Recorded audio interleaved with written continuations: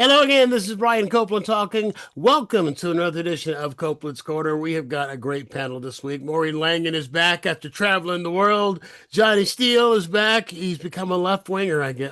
We're talking about you're in Berkeley, so now you're a right winger because of the fact that you're in Berkeley. And Johnny Corn, first time. Welcome, man. It's a pleasure to have you. Where is everybody? I always like to check. I'm here in the Bay Area. Johnny Steele. I know you were in Berkeley. Johnny Corn, where are you? I am in the San Jose area. Oh, you're in the South Bay. Okay, so you're here in town too. And Maureen? I just flew in from New York and I'm actually in California for a week. Well, Ah, good to have you Been a home. while. Been a So while. so before we jump into business, I'm just curious because you have been, going all over Europe, and last time Yeah. I talked to you, you were headed to Ireland, and you were talking about how you had been billed previously as an Irish American comic, but they don't want you to say American now I because did a show actually in Prague and they put an Irish comedian, Maureen Langan. I said, well, I'm Irish descent. My mother's Irish. I have Irish citizenship. I have a passport, but I am American. And they said, no, we'll just keep it as Irish. I said, okay. So I just got up there, go, how the hell is everybody, for fuck's sake? Call them the C word a lot, and they believed me. So it was all good. So how is American sentiment abroad? I mean, it's not. I've talked to comics who've worked like in Vancouver and stuff in recent months who Yeah. are saying it's not a good time to be abroad and be an American. It's a great time to be abroad and be an American. It's great Really? to show them who real Americans are, to show those people who read books instead of banning them, to show them that there are people who think and are pro women's rights. And I start out my show and I'll say, look, I love they will say I'm from America. And some people, they're hesitant. They want to get my point of view. So I Mhm. started right out. I said, I love my country. I just can't stand 50% of the people in it. And I'll make a couple of quick Trump jokes and then I can get back into my material. They want to talk, they want to connect. They're not as obsessed with it as we are. They're more like head scratching, like what happened to America? There are a lot of people who won't travel, who are putting off trips to come here, who don't feel safe. They're afraid they got maybe had a parking ticket the last time they rented a car 10 years ago, and that's Mhm. going to be enough to detain them. I'm not joking. They don't want to partake in our society right now. I No, am they don't. telling you, they don't. They I mean, want look at their the World Cup. I mean, look at what's going on with the World Cup. That you got people around the world who are banning it, and the president who's threatened the lives of the the Iranian team. I mean, the way he did it was kind of like, yeah, you're more than welcome to come, but it would be a shame if something happened to you. I mean, I mean, really, I'm paraphrasing, but not by much. Well, I think people are very eager to connect with Americans to so that they have hope that there are people like minded who think this is Mhm. insanity. They do not, when he says they're not laughing at us anymore, he's right, they're not laughing. They are appalled. People are like, what the hell is happening? That he's insane. They think it's a shame. They said they used to look up to us and now they're just disgusted. And this, I'm talking about people from Ireland, Scotland, the UK to Germany to Mhm. the Czech Republic. I mean, I've been all over the place. And I met one Russian woman. I sat down and had a drink with her who was very pro-Trump. And I actually interviewed her. So I got Mhm. to do something with that. Very pro-Trump. Now, Because Johnny Corn, I see you nodding your head a lot. Have you been abroad at all since this stuff started? well, no, not I, but I actually was planning some stuff coming up, and people are telling me, and I actually have friends and family that live overseas. They're saying that they don't want to come to America because they're afraid to come here. I have one friend who is from Britain, and she's going to come over here, to visit, on holiday, and she's just not going to come as long as Trump's president because she's afraid that something's going to happen. She saw all the stuff that happened with ICE and all that sort of thing, and Mhm. just doesn't want anything to do with it. Now, my stand up right now is basically on the West Coast, but I am trying to get back into it, internationally. But I've hit some snags. Let's just put it that way. Mhm. have you? Well, I was thinking about it's been years since I've worked as a road comic, and I was thinking about some of the places I used to like play. I used to play Texas a lot. I played the Improv in Dallas, the Last Stop in Austin. There was a Last Stop in Houston, San Antonio Club, El Paso Club, Mm. and I don't think I could do that today. I don't think I could play it. Johnny, are you working the road much, or are Well, you are you are you sticking close to home? Johnny Steele. no, Oh, used to, back in the day when we was young, I did like 20 or 22 weeks a year, and Yeah, me too. those days are over. I've sort of set 100-mile radius of the San Francisco area just because I don't necessarily want to fly all the time. But those places are different from place to place. I mean, I take shots at everybody, and I'm sort of that more Will Rogers and what Will Durst was at one point. If I see something I think is inconsistent or bullshit, I'll take a shot at it. I don't care where it comes from. And that's our job, by the way. yeah, well, I would think so. I mean, I'm not a cheerleader or a panderer, or I'm not in a cult. So I try to analyze everything for what it is individually and use empirical evidence So anyway, and then that doesn't mean one person is right or wrong. That just means, there's a counter argument or another narrative that might have some validity. But I see difference between 5 years ago in the Bay Area and now. I mean, I would do some irreverent jokes making fun of Berkeley and other stuff at the punchline 3 years ago and not get away with it. Now I think that's changed. Really? Oh, the yeah. punchline in San Francisco, you can't get away with it. Making fun of Berkeley. I've got a joke about my dog's not neutered and I want to neuter him, but he's older. I adopted him, he's older, and he had a lot of injuries. And so I don't want to neuter him. I don't want to put him under again. Plus, Nick and I are the only two males in the city limits of Berkeley who haven't had our balls cut off yet. And, and we provide 50% of the testosterone. The other 50% is provided by the Cal women's basketball team. And those jokes would anything is. I had a funny bit about what if ISIS had a TV network, at 8 o'clock, it's I Dream of Jihad. At 9, it's, NYPD Jew, and I can't still get this to work anywhere in Marin or somewhere. But if you went up to Ukiah or you went out to Pleasant Hill, you might get laughs at it. It's not that the people are racist or monsters or anything. They just aren't running around with a magnifying glass looking for something to be offended by all the time. The jokes aren't offensive. I mean, the Jews and the Muslims don't get along together. So the idea that they're getting ISIS TV show called NYPD Jew is funny and valid. Don't say the jokes are not offensive. But when you have a president of the United States who is actively going after comedians because he can't take a fucking joke. I mean, that's it in a nutshell. He can't take a joke. The whole reason he ran was they say is because he couldn't take the jokes that Obama was hurling at him at the White House correspondence. Yeah, that's true. I will tell you something else I've noticed internationally a lot is a lot of anti-Semitism. I've noticed a lot traveling, a lot of comments, a lot of times because I'm from New York and New Jersey, and I have, I guess, this New York vibe. People might assume I'm Jewish because I have that New York thing, like as if all Jews are from New York. There's a huge population there, but there's some from Wisconsin too.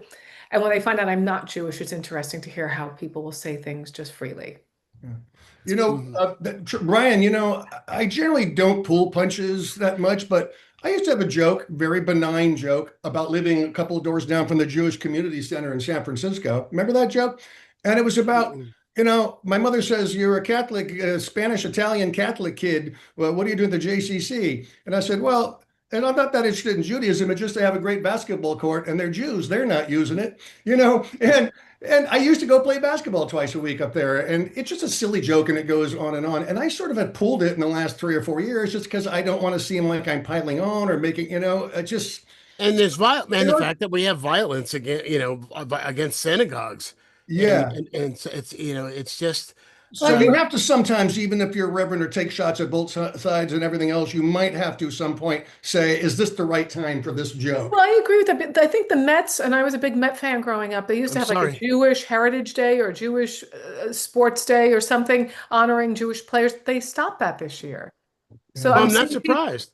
I'm seeing people erase Jewish affiliations with their organizations. And but it's not just that, Maureen. What the deal is anything that recognizes any group or ethnicity or gender or orientation. Well, that's true that too. The White House doesn't like. Right. If it's under their direct auspices, they order it shut down and scrubbed from the website. If not, they use the pressure of the purse and say that we're going to cut your federal funding for this, that, or the other thing because the Mets isn't under Trump.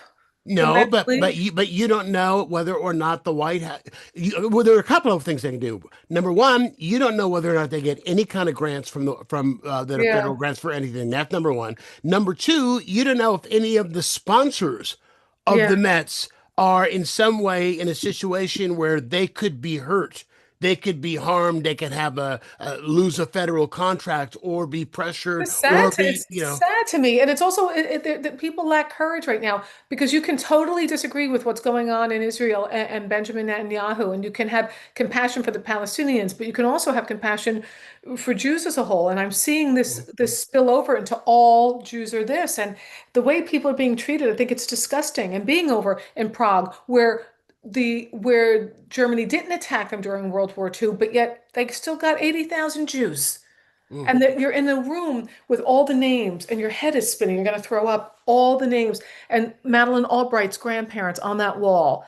And it's just a living memorial in history. And I just think, Jesus, Mary and Moses, what is happening? And like they still got 80,000 Jews in a place that the Nazis didn't attack. So I just think this spilling over of hatred beyond politically what a government is doing. I'm an American. When I go overseas, I am well received, but it's because I am a thinking American, I think, and people respect that. But I don't want to be treated shabbily because people don't like Trump. I don't want to be abused as an American because I don't represent Trump. So not all Well, Jews represent Benjamin Netanyahu. let me ask you this again about how it is that we are being viewed by the rest of the world. You know, Trump went to China, and the head of China, I always forget his name, Ping, said that America is a nation in decline. Chi, is it Chi? And Chi, right? And cheese, Ping? is that right? I don't know. And forgive me No, that's for okay. mistake, We'll get it right. I'm apologizing to the audience because that's Oh. it, for not knowing it because I don't have it in front of me. But anyway, he called America a nation in decline, and Trump kind Uh-huh. of well. And would Oh, you agree with Jinping, that? Jinping, Jinping. yeah, Xi Jinping. It's hard to say. Yeah. All Yeah. right. So, do you think we are a nation in decline? I don't think it's too late to turn things around, but as things are with Trump doing the way he's doing things, and just obliterating the Constitution, just I yeah, we are on decline unless we do something radically different, like vote. And I'm tired of our country being basically held by 33 or 35% of the country. It's just ridiculous. And Hmm. as an American, I, you know, I want to be proud of my country, and I am proud of my country. But when we do stupid shit, we do stupid shit, and it's like he's constantly.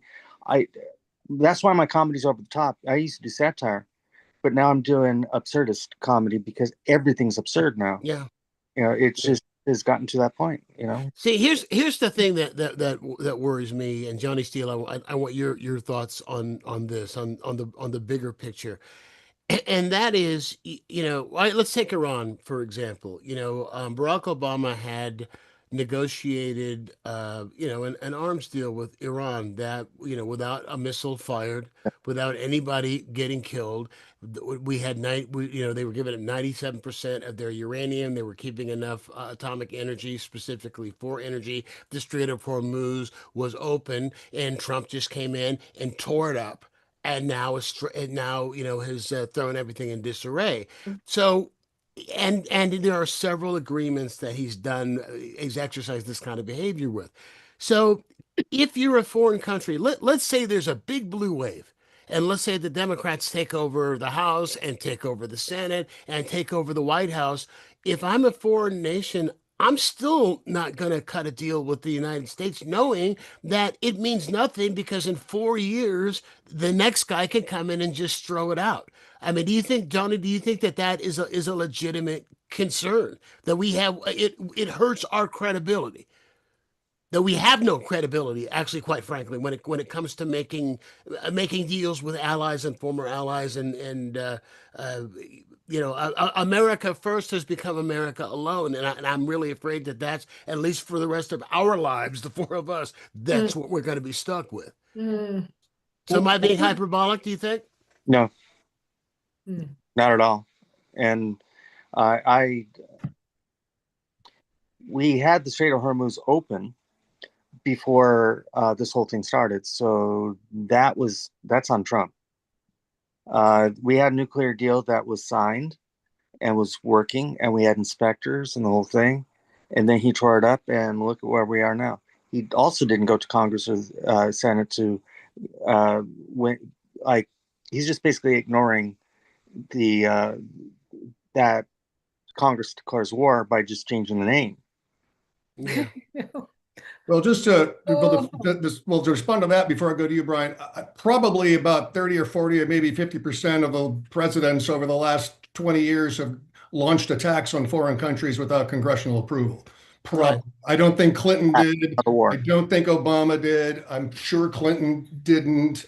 However, Johnny, launched, everybody. but I don't think have carried on the exercise longer than the law allowed before the War Powers Act had to be. Yeah, I could be wrong. No, I could possibly. be wrong. I don't know, but I know we were in Kosovo for a hell of a long time, Yeah, and months, I would imagine. Man, we were very young people at that time, but I don't remember exactly. But yeah, as the other note, I'll just offer these things. I don't know how close Iran was to having nuclear materials and international, usable uranium and missiles, ballistic missiles that can get 3,000, 4,000, 5,000 miles. I don't know that. If they didn't have that, this is a little more sucky. If they did have that, I'm not so critical of the invasion. Here's another thing people say: we started a war. Good Lord, man. We've been being attacked, as have our allies, by Iran since 1979. Was anybody around in 1979?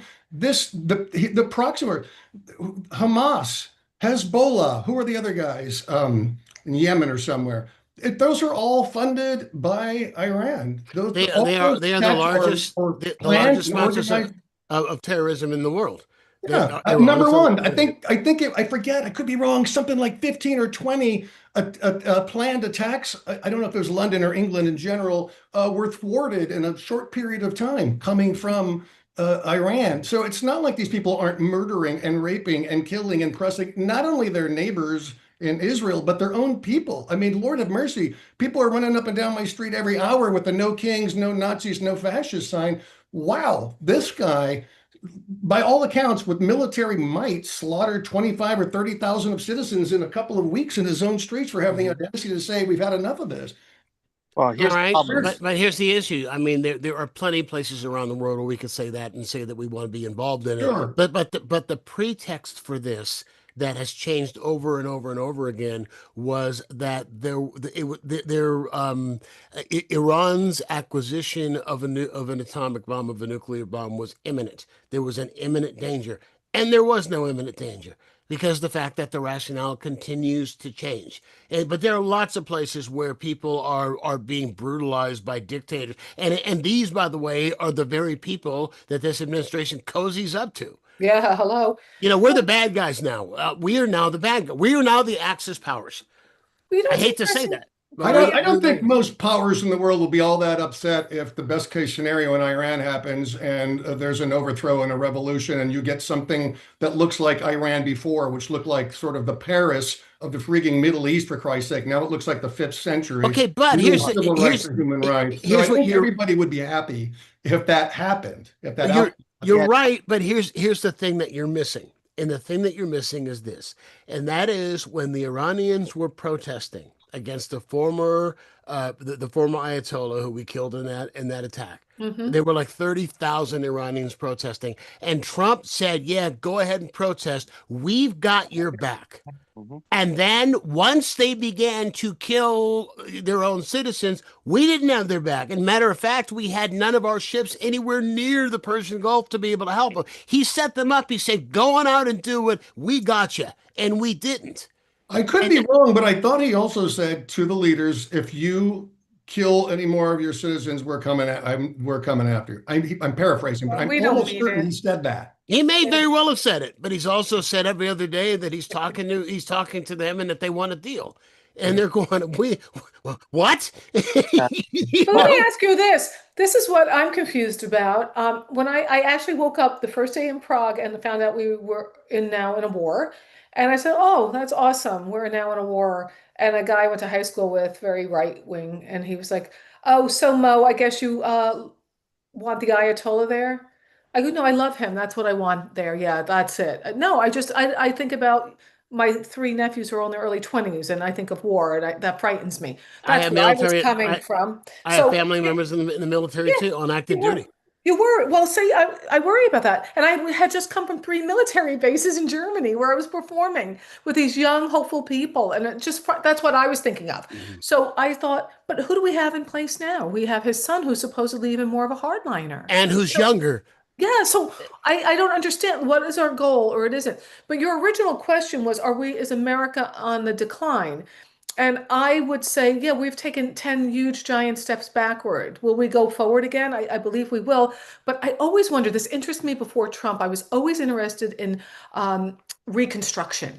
And how did it happen that after the Civil War, so many, I think it was 16 Black people in Congress, two of whom were senators, Mhm. and all these inroads that were being made. And then I thought, how did that get whitewashed literally again? How did that we get I'll away tell from you it? exactly how it got what Yeah, I happened. want to hear it from All you, right, but well we're doing it again. So yes, we're in decline. here's what the deal is, and that is that after the Civil War, the Union troops were sent to the South in order to make sure that the rights of African Americans were protected, including their right to vote and their rights of full citizenship. That's why you had black people owning property. That's why Blanche Bruce became the first black senator from Mississippi in like 1880 or something.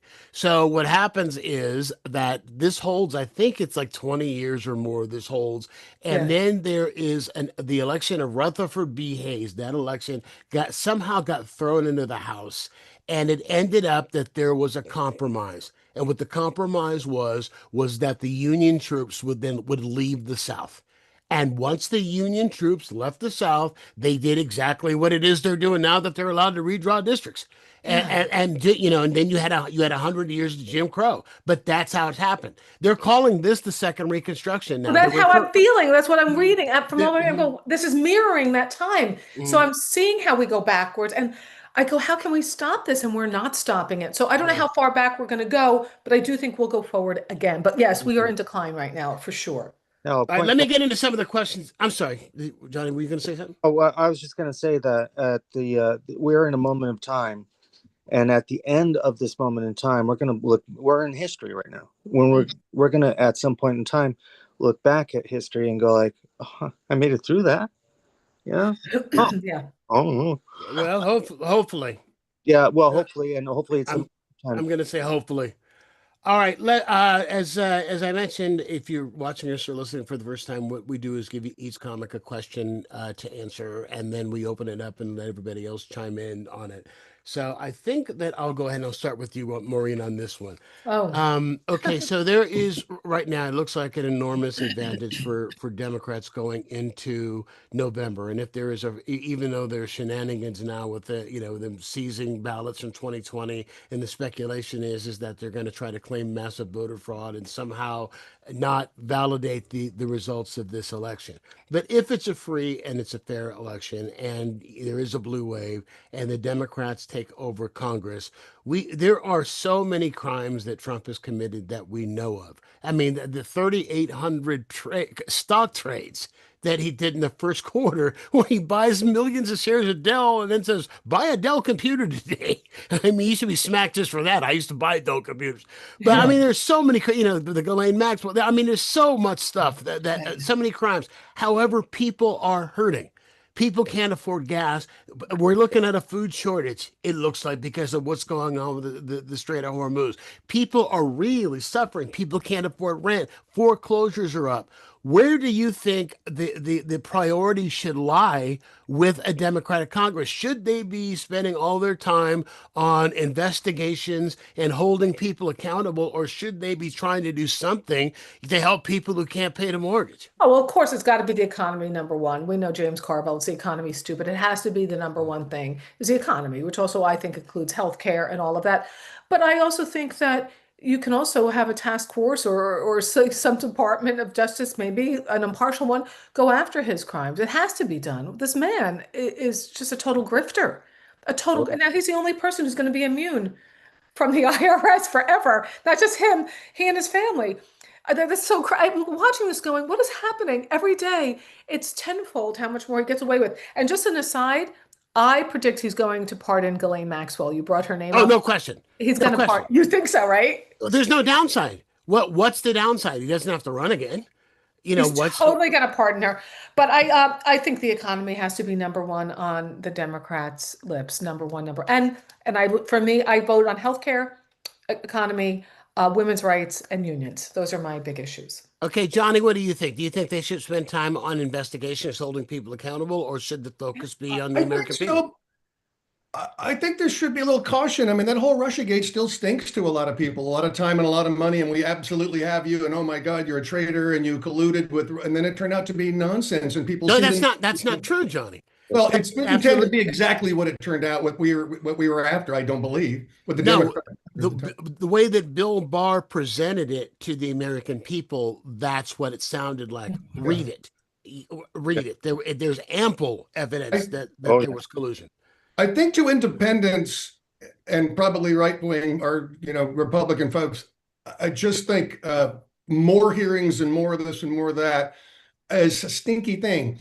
I'm not talking just about Congress real quickly here. I agree with you. I mean, you can look at statistics on what Democrats thought 20 years ago and what they think now. You could look at Clinton, Bill Clinton, and more recently Hillary and Obama saying stuff about closing the border and protecting America that makes them look like far-right Nazi fascist Republicans today. So I'm with Brian, you got to maybe detach yourself from that wacky, it's great to shoot CEOs of healthcare companies in the back of the head kind of crap. I thought the left was against guns and was against violence. I think it's important to say, A, we're not this. This is a fringe of our party, A, and B, who are we? The old guard that we grew up with, Pelosi, Feinstein, all these people are 80 years old, passed away, gone dead, or whatever. Who's the new party? Is it the mayor of Seattle and the mayor of New York? I'm not that interested. Is it AOC? I mean, is it? No, I don't think I'm it's not gonna be interested. that. So yeah, maybe look into Trump's crimes, and I don't know exactly what someone is able to do. And I thought you were supposed to divest everything and put it in a mutual fund.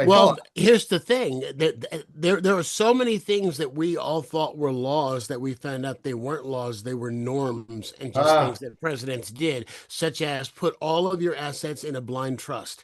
So that way, there's no, Jimmy Carter sold his peanut farm because he didn't want there to be any appearance of a conflict of interest if he ended up dealing with some agricultural bill or something. And Trump has made $5 billion this year, made $5 billion off the presidency this year. Yeah. And that's just, I mean, I don't, Is it illegal? Is it illegal? Yes, but nobody's holding him accountable. It's proven that it's illegal. It's the emoluments clause. Yes. It's a violation of the emoluments. How? But what happens is Congress would have to hold him accountable, and they won't. Does he? I don't understand all these laws. Is there immunity? Does he have a certain immunity now, but not after he's president, or does he have no immunity? And what the Supreme Court said in their ruling about immunity is that he has immunity for anything that's considered an official act while he is president. And I'm sorry, trading stocks that you're buying for your out of your own pocket and manipulating the market or telling people to buy the stock that you just bought so it goes up, that's not a presidential act. Well, but but again, it goes back to, do we want the focus on that? Or do we want, we have Nicole Boxer does the show. You've been on with Nikki before. We all know Nikki. And she was saying that, she's been around politics her whole life, Barbara Boxer's daughter. And she says that, she goes, they can chew gum and walk at the same time. Well, that's what I'm saying. That's what I'm saying. Why can't they do both? I think you have to have the first message, first and foremost, is the economy. But you can also take care of business too. But this guy, I can't get over Todd Blanche was his personal lawyer, who's now the head, and now he's just doing what he wants to get that permanent role in the Justice Department. That, he's acting now, but he's acting as he's going to do whatever he wants for Trump. How did he get a deal where not only Trump won't ever be investigated by the IRS or any of his extended family or their companies? I don't understand that, for the love of. Well, here's what's the deal. First of all, it was a bullshit lawsuit. He filed a $10 billion lawsuit against the IRS because somebody at the IRS leaked during his first term, leaked his tax returns. And that person went to jail for 5 years, by the way. I believe so, yeah. And so he sued for $10 billion. And so what they negotiated was, because it's not that he cares about what's not a good look, but it's not a good look for the president to be trying to take $10 billion from your own treasury. when there are people who are starving. So instead, they negotiated this payout of 1.77. Well, let's call it one. We'll round it up. $1.8 billion. That's basically a slush fund. And what it's for is anybody who feels that they were a victim of a politically motivated prosecution. It's not legal. It's going to be run by 5 appointees, and Trump has the right to fire any of them, at any time. And Todd Blanche in front of Congress refused to say that those who were January Sixers would not be eligible for any of that money. But Congress has to allocate that money, and Congress has not done it. So the whole thing is illegal. You got a lawsuit that was filed today by Daniel Hodges and Harry Dunn, who were both Capitol Police officers who were there and who got injured. Yeah. And they say they get death threats daily. And so this will bring me to Johnny Corn's question, and that is, they say they get death threats daily. And they're also asserting in their lawsuit that aside from this being the most brazen act of presidential corruption this century, is what they call it, they say no statute authorizes its creation. The settlement on which it's premised is a complete sham, and its design violates the Constitution and federal law. But the other thing is they believe that it's going to increase violence and threats against Trump's perceived enemies. If they know that not only do they get a free pass, but they might get some money out of it because they are investigating, because they're being investigated for committing a crime. So the question to you, Johnny, is do you think the existence of this fund as it's set up, and if it's allowed to go forward, is going to encourage violence against Trump's perceived enemies? I certainly hope not, but I'm not optimistic about that. January 6th was actually a treasonous act when you think about it, and that was violent, right? He goes and basically pardons all of them. Now it's like, hey, if you're a friend of mine or you do something in my bidding, then you'll get off. You'll get this money. I don't think that. I mean, I don't know. This day and age, I don't know anymore because, as far as laws go, I mean, he's breaking them constantly. And his minion are as well. I don't actually see violence ever going away, and it's never the answer for anything. I've always said that it's not. And they always talk about the left and their violence, which is insane to think that they think that there's absolutely no violence on the right at all. Period. Oh, we're pure as the driven snow. I mean, look at Oklahoma City and all of that. But the thing that we forget about too, and most people don't remember, is like when we were kids, all of the violent domestic terror and all of the bombings, that was the left. Oh, yeah. That was the Weathermen, and who's Johnny Steele? Some of these other groups. Who else? SLA The was SLA. who was a group that actually put bombs in the White House, I believe, or even the Oval Office. There were 2 bombs that went off from left-wing groups. There was a lot of environmental sort of violence. It Yeah. was all And spiking left-wing. trees. Remember that? Putting spikes in like Oh, redwood yeah. trees and stuff. Yeah. And you'd have yeah. you'd have the lumberjacks getting losing limbs and everything. Yeah. So, but in recent decades, it has been the right. In recent decades, it's been the right. But don't forget. But again, it was the left that really got radicalized. Oh, But yeah. I think about this cop, the cop being smushed in the door Yes. on January 6th, screaming. I could get ill. And it pains me to watch this poor guy just Got away with it. screaming for his life. And the people who did that to him now have access to money because they were rightfully prosecuted. Exactly. That is so twisted in America right now. That is so friggin' sick that the people who did that to that man, or the people who, Harry Dunn and Daniel Hodges, people who were there to protect, the way they were treated is so disgusting. And the narrative, that's what's so crazy. The mindless lemming rewriting of it all is what is so frightening. Well, the thing is, I think. Oh, go ahead. Oh, well, the thing is true too that violence. As soon as you go violent, you've lost your argument. And I'm sorry. And you shouldn't be rewarded for being violent. And this is rewarding people for being violent. It's rewarding them for being loyal to Trump. That's true too. Yeah. Well, the other That's part of this too, have you seen how many of these J6ers have gone back to jail? A lot Yeah. of pedophilia and child rape and all of this kind of stuff. It's just, it's sick.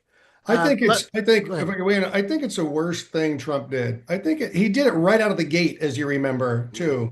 I think it's just the worst thing. It just, yeah, it encourages all the wrong behaviors in the world, and not that the left doesn't have protests that go over and constant, stuff too, but it just sort of rewarded anarchy and violence and stupidity, and in a way that, I mean, the trials were already held. They cost us how many tens of millions of dollars did all those trials cost us? Mhm. And then all those court hours with courts that are backed out. And he comes in and does that.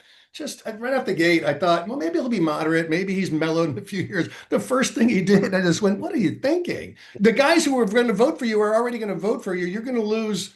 I think there's a bad political move. I think he's going to lose sensible centrist people. I mean, that was Oh, he already has. I mean, Yeah. if you look at the polls, he's got the lowest approval rating, first of all, in the history of polling. But among independents, especially, his approval rating with independents is lower than Nixon's was when Nixon resigned. wow. So as we were mentioning, I've got two little granddaughters, and it just scares the shit out of me, the world that they are going to grow up in. Because even if we were able to try to set things right tomorrow, it's going to take decades. Nobody's going to try, as I mentioned earlier, who's going to make a deal with the United States for anything, even if it's in good faith, knowing that the next guy who comes in can just go, nah. Yeah, Well, forget it. maybe we can get some laws in place. I'm sorry, Johnny. Maybe we can get some laws in place with the next administration so that will offset that in the future. Because, like you said, we had norms that Trump didn't care about. So maybe we take those norms and we make them real guardrails. Maybe that's what we do moving forward. I'm sorry, Johnny Yeah. Corn. Oh, no, it's all good. And thank you for saying Johnny Corn. So I know it's Johnny. Yeah, that's right. I was a broadcast journalist for many years, right, Brian Copeland? I know what That's I'm right. doing. Not my Yeah, first she knows what she's rodeo. doing. Yeah. Well, no, the thing is that we're assuming that the people that get into office after Trump are actually going to not be Corrupt. corrupt. Yeah, we need people that of some sort of morality, dignity, and that sort of thing to be able to get us out of this mess. And we're basically right now, this country is being held hostage by MAGA. That's what's going on. And so I don't trust the Republican Party, and because it's not the Republican Party anymore, it's the party of Trump. And actually, Lindsey Graham said so on was it Meet the Press or one of them on Sunday morning, is that there's no if you're not if you're not for Trump, that or everything that he does, then you don't have a place in the Republican Party. He actually said, He said that. He actually said that. yeah, he paraphrased that. I'm paraphrasing. I mean, Yeah. Well, I like the fella in Texas, the Democrat, Oh, Tallarico. Tallarico. Is that how I say Yeah, his name? Tallarico, who just got a real big boost Uh, last did night. he? Last Yes. night, yeah. Well, I like him because I don't care if you're the most Christian person or the most atheist person, but I like the separation of it. Hmm. And yes. what he said, which I like, is no, America's not a Christian country. America is a country in which you're free to be Christian. And that's perfect. That's like the Hmm. perfect way. And I think that he can appeal to people who, because he's so respectful of religion, but he's so respectful of separation of church and state. Let's see what his policies are like or what he can do if he Hmm. does. He's going to be running for governor, I believe, of Texas, right? No, Or Senate. senator. Senate. No, Senate. he's Sorry. running for Senate, and again, that's why they have a chance. Democrats have a Okay. chance of Senate, forgive me. flipping the Senate. But Let, he's let an me interesting chap. He seems like a grounded guy. I like him. let me ask you a question, and this is kind of off the beaten path, because of the fact that you have this whole white Christian nationalist movement that's going on in this country. Johnny, I'm assuming that you mentioned earlier you're a Catholic, Yeah, I or at was least just, were raised Catholic. Are you still? You don't have to not answer this, by the really. way, it's personal. Not Yeah, really. Even went St. Mary's College was a Catholic college, even. I went to Holy Names. Yeah. Same deal. There's very few people I know who I grew up with were Catholic who are still practicing. Very, very few. But I'm still a Catholic. And Maureen, I'm assuming being Irish, can I make that assumption? And you Yeah, don't I'm have a to answer it. cultural Catholic. I was raised very Catholic, got the Mm. Irish mother, but so I feel like crap about myself. So yes, I am Catholic and Irish Catholic. Yes, it's full on. Okay, and Johnny Cornyn, you don't, again, it's personal. You don't have to answer that. No, no. The question, Well, just about whether or not you were raised part of an organized religion. yes, I was raised Catholic, Irish and Catholic, and Oh, yeah, so we have that in common, you know. We're all there we go, Johnny Catholic. Corn. All right, so here's my question. Did you know when you were growing up, like I went to Catholics, elementary school with the uniforms and in Catholic high school So and so cute. forth. Did you know people of different faiths when you were growing up, or were you just, because so much of life in school surrounded the parish and surrounded what you were doing in school. Mm. Did you know people who weren't Catholic? Because I was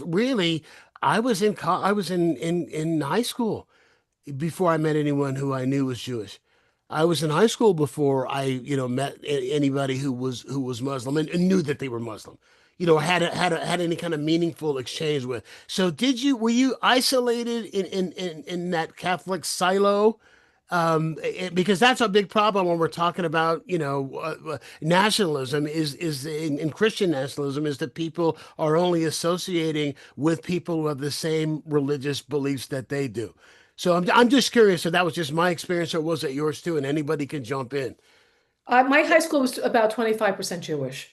Oh wow. So I went to Catholic school until I was in fifth grade and I rebelled. We were in the city at that point. So the city Catholic schools were like the private school, that's where it was safer sometimes than the public schools. So even though there were Catholic kids, there would be some non-Catholic kids too, I assume. But I was very young.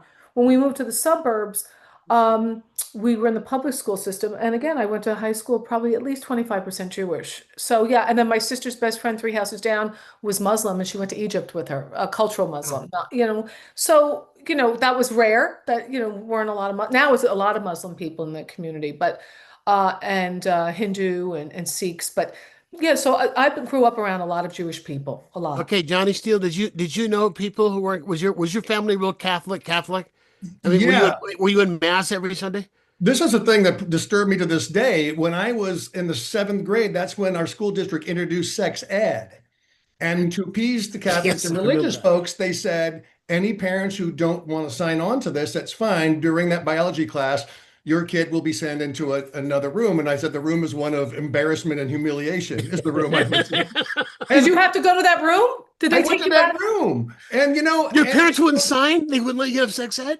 no, you left. You were steered away from the Oh, biology class for however many months. oh, And you know what? How they sold it to me? Because I was always really bad at math and science and everything. Very good. Reading comprehension, speaking, writing, always at the top. And it was you've been selected as part of remember this speed reading program, like a Oh full God, Evelyn Wood. Evelyn Wood speed reading. Yeah. So that's the hilarious. start. So that's the start of the story.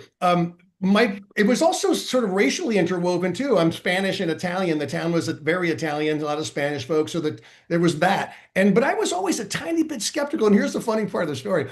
And I was not interested in any religion really. I was just lazy, didn't want to go to church. There's too much reverence. I wanted to go pick up football in the field. And so I am not interested at all. Don't want to hear about it. When I'm 14, the neighbors sell their house. In moves a guy who's a reverend of some church. And I have no interest in that. And he's got a 14 and a 15-year-old daughter. And they're like, you should come down to the First Assembly of God Church. And I'm like, what time's the service?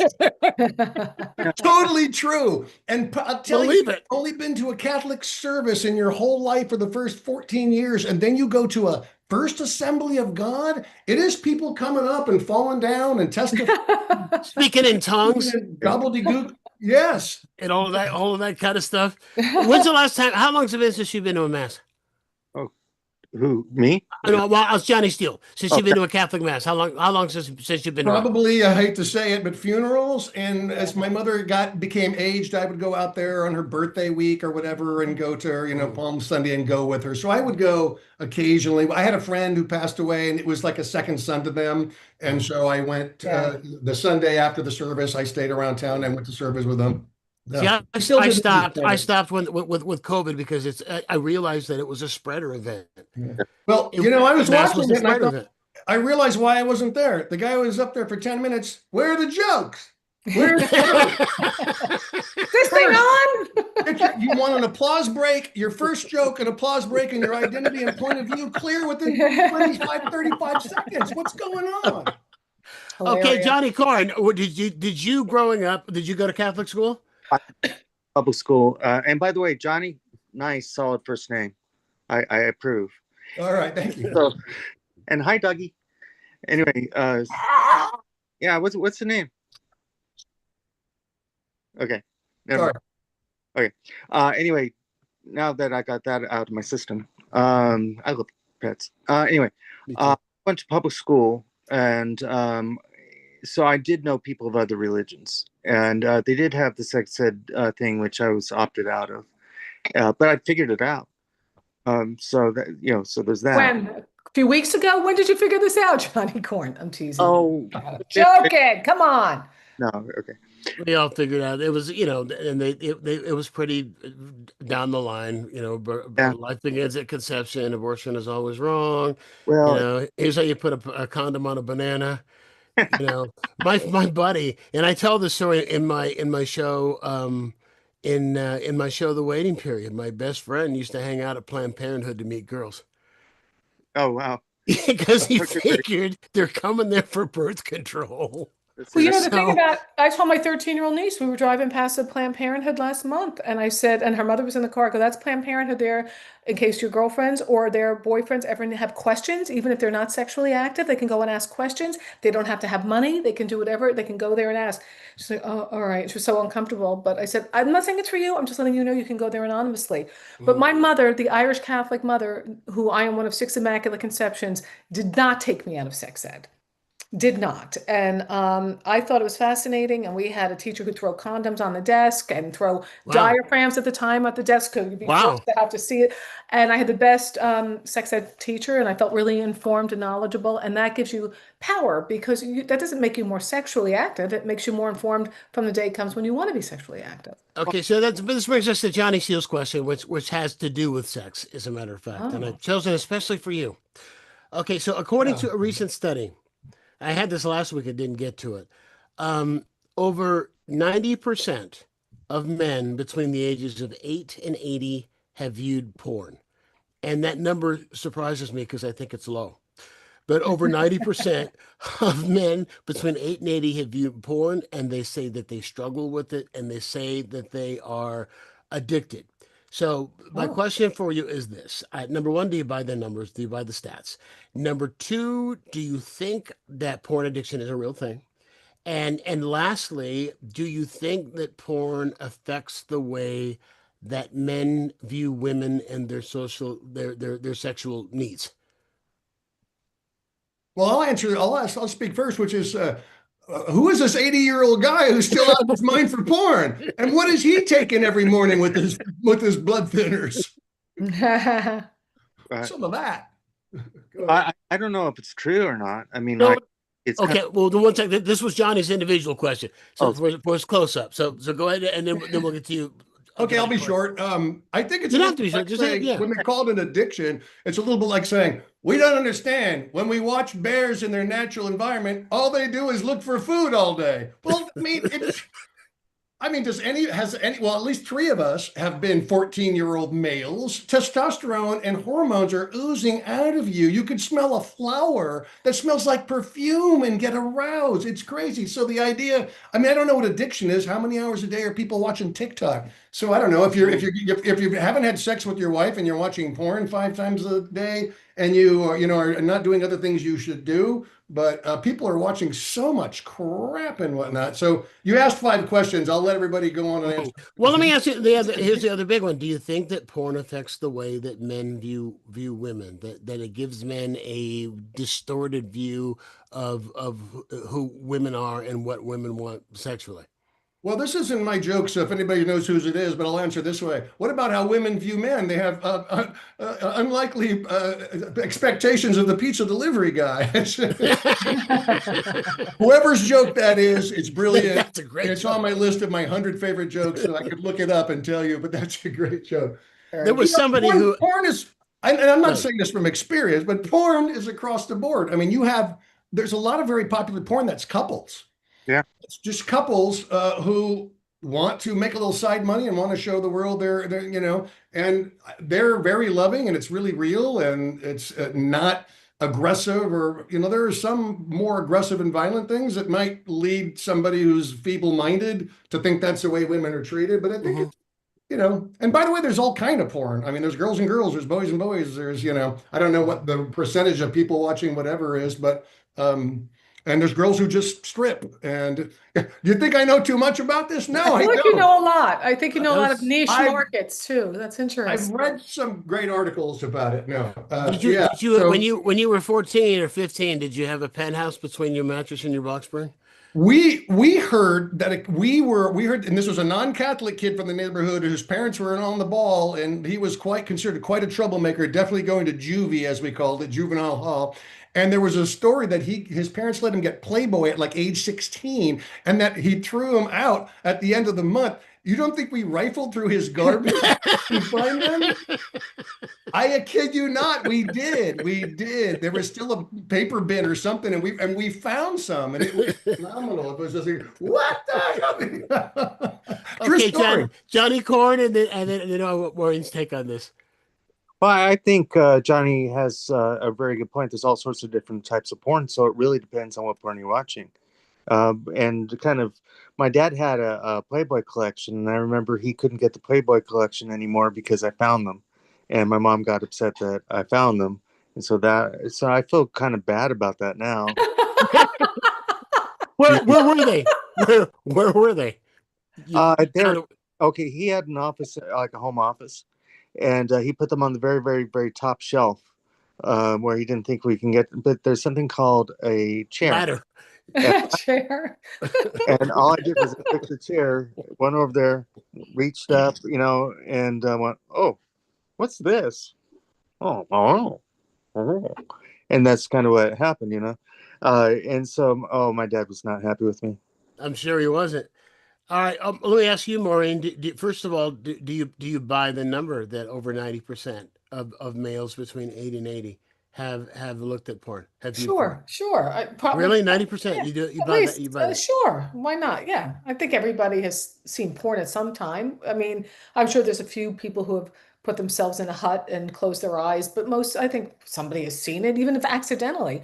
I remember I did a gig about a year or two ago, and it was in Vegas, and I go to check in, and the guy at the counter says, "Oh, just so you know, you have cable, but the porn channel isn't working." I go, like, what are you profiling me? Like, why are you telling me this? Like, right? And then I think I'm in Vegas. All I got to do is walk outside. I don't need a channel. Do you know what I mean? It's all there. I remember I wanted to rent a bike to go biking while I was there, and I couldn't rent a bike. I could rent a crack whore, but I couldn't rent a bike. So anyway, you know what? It's so funny because yeah, you talk about porn and unrealistic images with women. But it's not just porn, it's commercials, it's marketing, it's social media. And it's also women have with their own selves what they feel like that's supposed to look like. Or, when women hit middle age and they put on a few pounds, I can't be as thin as I used to be. Well, your body's supposed to gain some weight. So when you're older, you have some fat stored to get you through your elderly years. Is that So what we you do tell all- yourselves? Well, that's what I tell myself. You Okay. better believe I do. I'm going to live to be really old, baby.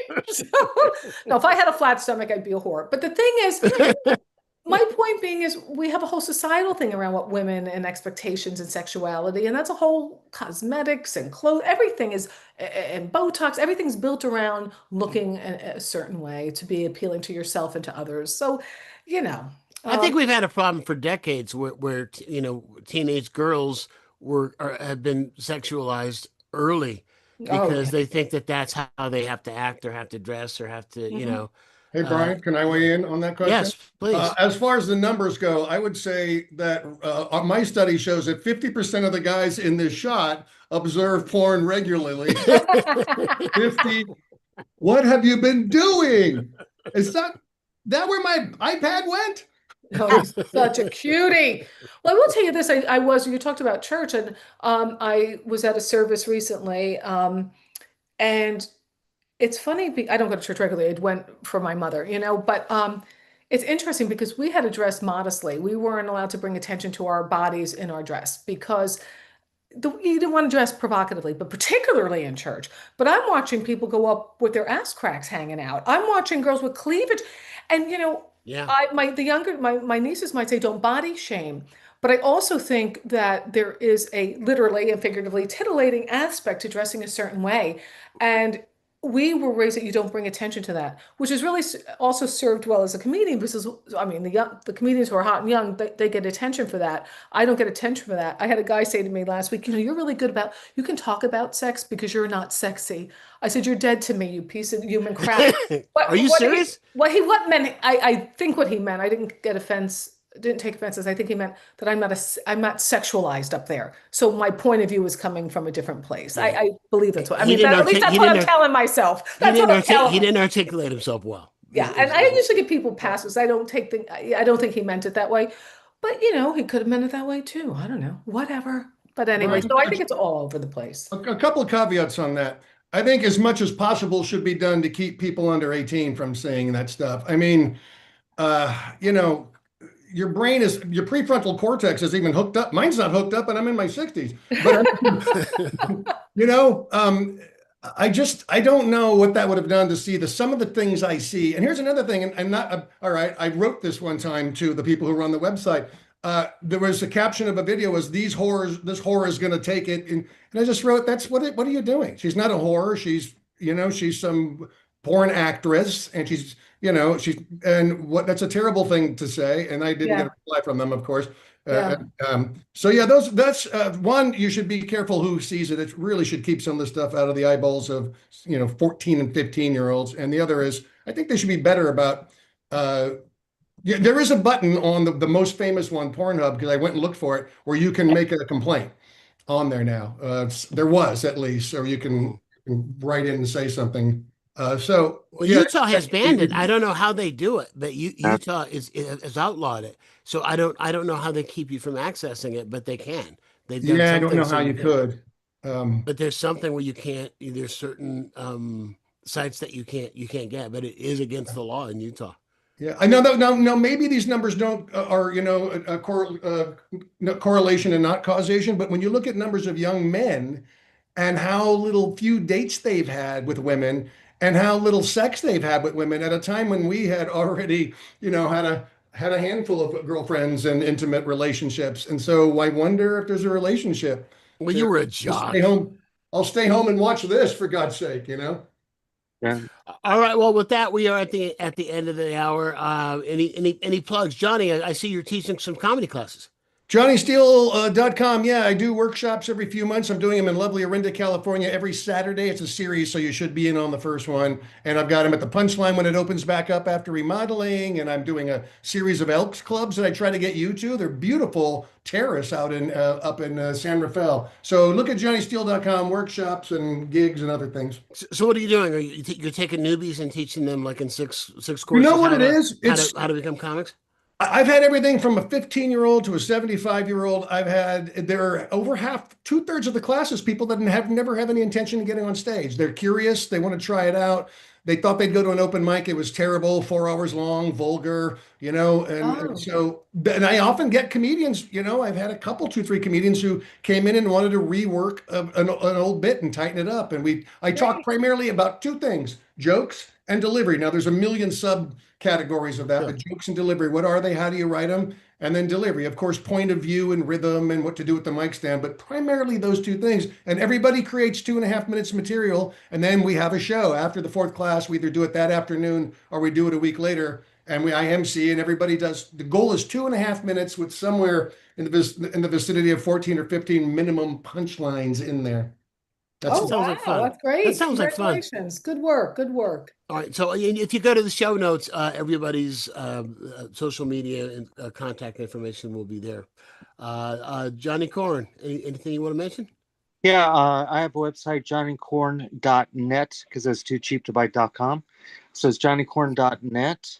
And all of my show dates and all that are up there. I'm in a movie that's a Bollywood thriller called Sweatpants, and it's coming out this fall, I believe. So watch out for that. And I am going to be doing stand-up pretty much all over the place, which is on my website. But among them is I'm going to be doing a clothing optional show at Lupin in August. more information about that. What? Yeah, I do it every year. Yeah, What is clothing happening? optional show? Clothing optional show? yeah. My They stomach used to hasn't do seen that. the light of day in 30 years. What? There Oh, used used to to be do one that. up right up past Calistoga. There used to be a place that burned a few years ago that did that occasionally. Well, there was one. There was one by Santa Cruz back in the day because I remember doing it. Yeah, Lupin. And Crazy. I might have done it with you. And I, the I audience went. was naked. The comics weren't naked. The audience Well, was naked. oh, I'm It- I'm naked. only bearing my soul. That's all I bear is my I soul. Oh no, I That's it's went to a optional. I, So I went to an open mic a while back, and it appeared to be punchlines optional. So I'm not well, I I'm would not like going to that one. you're The one making I me dizzy with that uh, stick. I would like people to follow me on Instagram because that's all that matters in life is you have to have social media followers because if you say you're on national television, nobody cares. You might as well say you were in a silent film with Lillian Gish and Lon Chaney and Charlie Chaplin. So the Hawk 2 girl, she spits on dicks and she has over 20 million followers.